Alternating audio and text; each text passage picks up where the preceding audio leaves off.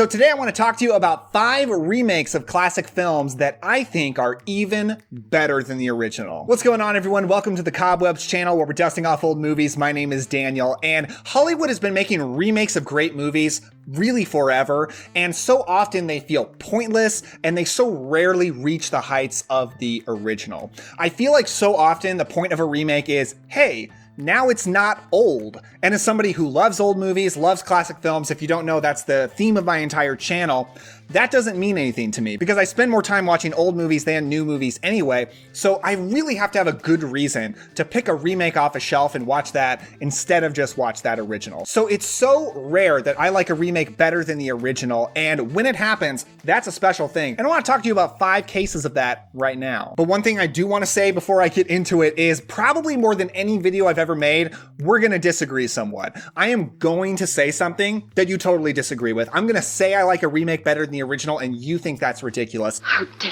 you? All I ask is that we keep it simple, we just all respect each other, and I want to know what your opinion is. What remakes do you like better than the original? Let me know down in the comments below. Now, the first remake I want to talk to you about today is Chuck Russell's The Blob from 1988. Now, I actually really love 1950s sci-fi movies, and when it comes to the original The Blob with Steve McQueen, I like it. I think it definitely has some charm. It looks great. It's a beautiful color film, unlike most sci-fi movies from that era. And I enjoy seeing such an early performance from Steve McQueen, who's one of my favorite movie stars. But Steve McQueen is surrounded by a lot of really boring characters. And I think the biggest problem with it is there's just not enough Blob. A lot of the movie is not dedicated to, hey, let's deal with this Blob. It's, hey, we think there might be a Blob around. Let's go around and convince everybody that maybe a Blob is going to show up. Wait a minute, Steve. Tell us what happened. Well, I'm trying to tell you. Now, this thing had killed the doc. But what was it? It's kind of like a mass that keeps getting bigger and bigger. And that's just not as interesting as fighting a Blob. The Blob is not a deep story. It really just exists to be fun. And the remake is much more fun. It kicks off with some great Blob action almost right away.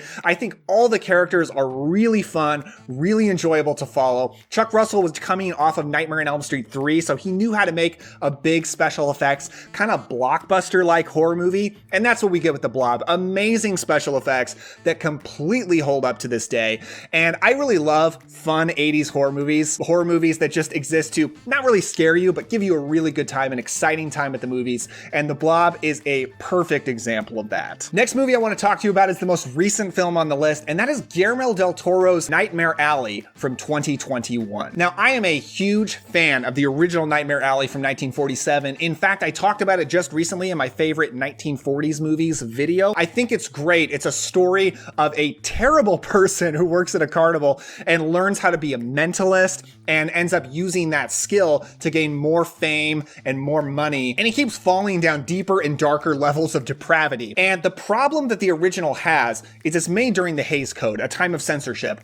And this is such a horrifically dark story that they had no choice but to dance around a lot of things and make a lot of things implicit, and you kind of had to figure them out. Just for example, a lot of the movie centers around the idea of a carnival geek. That's not something that exists anymore. And if you don't have prior knowledge of what that is, that part's going to be totally lost on you in the original. You're not going to understand the gravity of that. The remake makes that very horrifically clear. It's so horrific they could not even talk about it in the original. They do in the remake, and that part hits so much harder.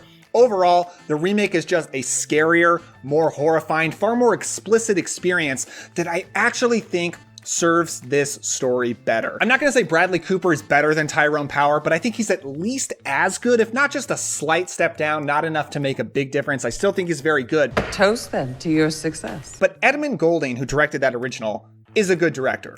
But he's not as good as Guillermo del Toro. I think Guillermo del Toro is one of the best working today. I think he's one of the greats, and he makes such a horrifying, intense, and scary movie from a film that's not even really a horror film. Also, better ending. The original has a dark ending. The remake has a pitch black, chill you to the bone ending. Good stuff. For the next one, we might really be getting controversial here, and that is Anton Fuqua's The Magnificent Seven from 2016. So you seek revenge? I seek righteousness.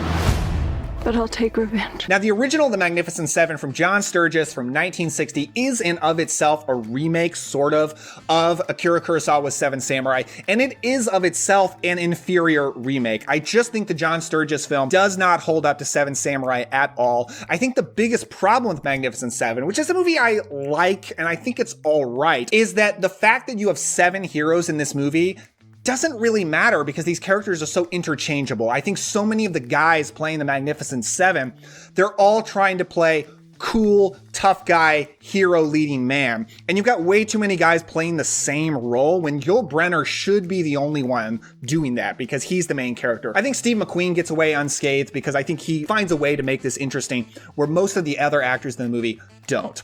Also, most classic Westerns fall into 2 camps. They're either action movies or thrillers. I tend to prefer the classic Westerns that are thrillers. Magnificent Seven is an action movie, and the action is just better in the Antoine Fuqua movie. It's better directed, it's more exciting, more intense, more violent. It's one of the most violent PG-13 movies I've ever seen.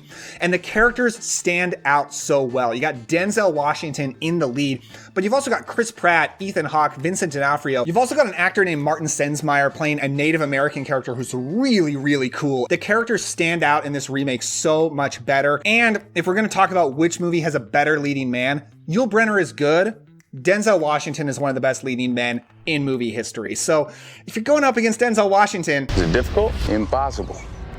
You're usually not going to win. And I think it's just such an enjoyable action movie. Like I said, original Magnificent Seven, it's an action movie. The 2016 version is a better action movie. Okay, next up is probably the remake that has the worst reputation, but I don't understand it. It's Sidney Pollack's remake of Sabrina from 1995. Sabrina is the story of a young chauffeur's daughter who lives on the grounds of an incredibly rich family and has been pining after one of the sons of the family her whole life. She goes away to Paris for a while, she comes back a much more mature, grown woman, and she finds the affections of both of the brothers. And there's a lot of lying and schemes and romantic comedy plots going on here. And when it comes to the 1954 Billy Wilder original, I like it, but I just never loved it. I don't think it's one of the best from Billy Wilder. I think he made a lot of better movies. It's a funny movie, it's well made, it's an enjoyable watch, but the problem is it's a romance movie where the romance just doesn't really work. The romance is between Audrey Hepburn and Humphrey Bogart.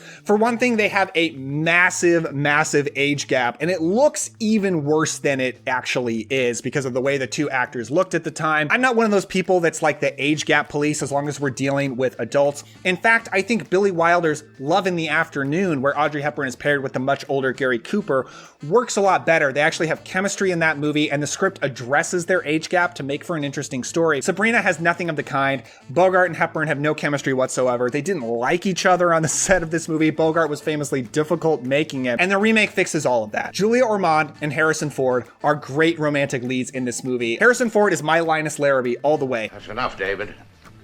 I got one for you, too. I think they look like a much better couple. I think they have great chemistry. I think the romance just really works in this movie.